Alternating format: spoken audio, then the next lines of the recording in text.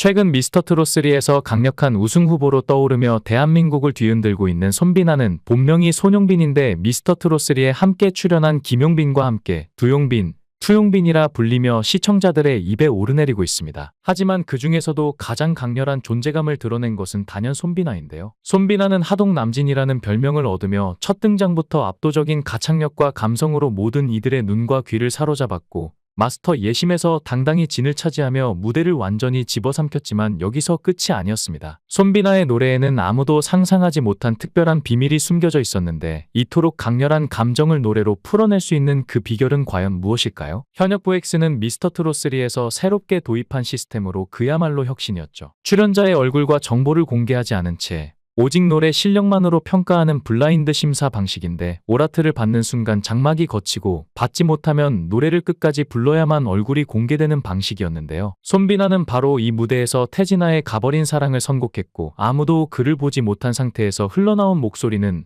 마치 심장을 도려내는 듯한 애절함과 파괴적인 성량으로 듣는 이들의 숨을 멎게 만들었습니다. 그리고 그 장막이 걷히는 순간 사람들은 또 한 번 충격에 빠졌는데 이토록 강렬한 감정을 토해내는 가수가 정작 무대 아래에서는 그렇게 순하고 착한 인상을 지닌 사람이었단 말인가 하고 놀라지 않을 수 없었죠. 하지만 손비나의 과거를 알게 된다면 이 반전이 그리 놀라운 일만은 아닌데요. 손비나의 과거는 너무나 충격적이었고 그의 노래 실력에는 깊은 비밀이 숨겨져 있었는데 이 모든 감정의 근원이 어디에서 왔을까요? 1992년 경상남도 하동군 악양면 평사리에서 태어난 손비나의 고향을 듣는 순간 우리는 손비나의 유년 시절을 상상할 수 있는데 푸른 들판과 바람에 일렁이는 논밭 그리고 마을을 감싸 안는 지리산의 웅장함, 손비나는 그런 자연 속에서 성장했죠. 하지만 손비나가 가수가 되기까지의 과정은 절대 순탄하지 않았는데 타고난 가창력과 빼어난 외모를 가졌음에도 불구하고 가수의 꿈을 쉽게 이룰 수 없었는데요. 어린 시절부터 손비나는 이 아이는 가수가 될 운명이라는 말을 수 없이 들었고 심지어 몇몇 기획사에서는 그를 아이돌로 키우겠다는 제안까지 했을 정도였죠. 하지만 현실은 잔혹했는데 사람들은 손비나에게 가수가 되려면 돈이 엄청나게 든다. 그리고 운이 없으면 사기를 당할 수도 있다. 이런 말들은 어린 손비나의 꿈을 짓눌렀습니다. 돈이 없으면 꿈도 꿀 수 없는 현실에 결국 손비나는 가수가 되는 것을 포기하고 진주에서 평범한 직장인이 되었는데요. 매일 아침 출근하고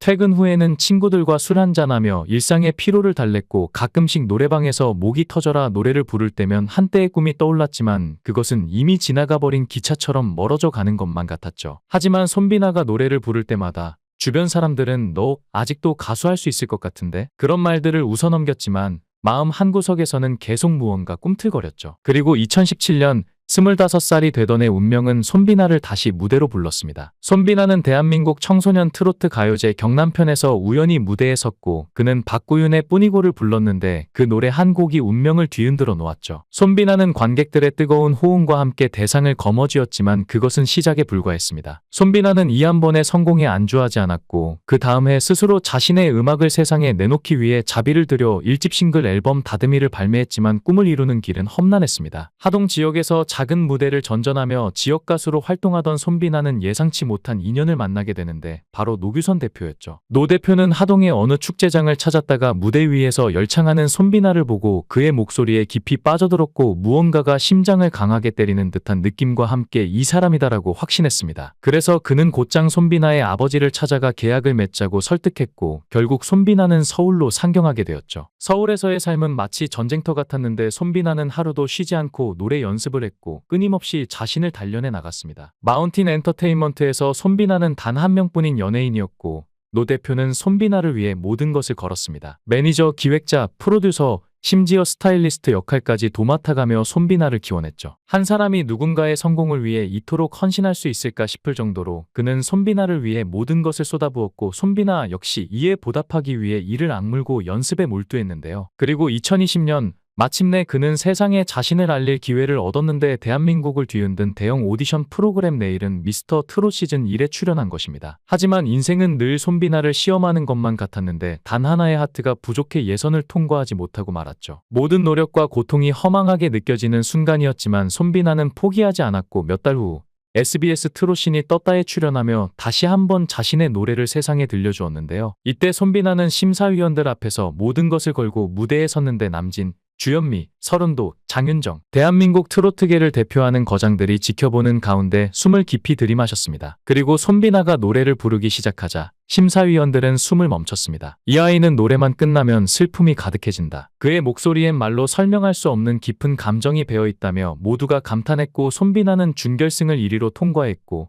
마침내 결승전에서 4위를 차지했지만 결승 결과는 꿈을 완전히 이루게 해주지는 않았죠. 손비나를 아끼던 노규선 대표는 눈물을 삼키며 안타까워했습니다. 비나가 데뷔한 지 2년밖에 되지 않았어. 고정 팬층이 부족했기 때문에 이 결과가 나온 거야. 그는 그저 위로가 아니라 현실적인 분석을 내놓았는데요. 그리고 손비나는 그 말에 결코 주저앉지 않았고 2022년 그는 다시 미스터 트롯 시즌 2에 도전했지만 이번에도 본선에서 멈춰야 했습니다. 그러나 손비나는 좌절하지 않고 다시 한 번 더 높은 곳을 향해 나아가기로 결심했는데 미스터 트롯 시즌3 무대에 오르면서 이렇게 선언했습니다. 포기하지 않고 오르고 또 오르다 보면 결국 정상에 닿게 될 것이다. 그리고 그 말처럼 손비나는 무대를 오를 때마다 더욱 강한 실력과 감성을 보여주었죠. 그런데 손비나의 도전 정신은 노래에만 한정되지 않았는데 그는 노규선 대표와 함께 등산 매니아로 유명했으며 극한의 도전 정신을 가지고 있었습니다. 2022년 하동 세계차 엑스포 홍보대사로 임명된 손비나는 단순한 홍보 활동에 그치지 않았는데 엑스포의 성공을 기원하며 백두대간 종주를 결심했습니다. 그리고 2월 6일 대한민국 가수 최초로 백두대간을 완주하는 기록을 세웠죠. 백두대간 한반도의 거대한 척추이자 하늘과 맞닿은 산맥 백두산에서 뻗어나와 남쪽으로 지리산까지 이어지는 이 장대한 산줄기의 길이는 무려 1625km. 남한 구간만 하더라도 690km에 달하는데 이곳을 종주한다는 것은 단순한 산행이 아닌데요. 자신과의 치열한 싸움이며 한 걸음 한 걸음 내디딜 때마다 한계를 시험하는 고행이었죠. 그리고 손비나는 단순히 백두대간 종주뿐만 아니라 대한민국 100대 명산을 모두 정복했는데 그는 단순한 등산 애호가가 아니라 거의 산을 삼킨 인물이라 부를만 했습니다. 그런데 손비나와 함께 산길을 오르며 숨을 나누던 노규선 대표를 보며 손비나에게 이런 질문을 던지는 이들이 있었습니다. 소속사 대표의 강요로 억지로 산을 오르는 것이 아니냐? 이 말이 나오자마자 손비나는 손사래를 치며 웃음을 터뜨리며 말했는데요. 말도 안 돼요. 지리산이 제 고향 뒷산이에요. 어릴 적부터 수없이 천왕봉을 올랐어요. 산은 저에게 두려움이 아니라 익숙함이에요. 오히려 산에 가면 마음이 편안해지고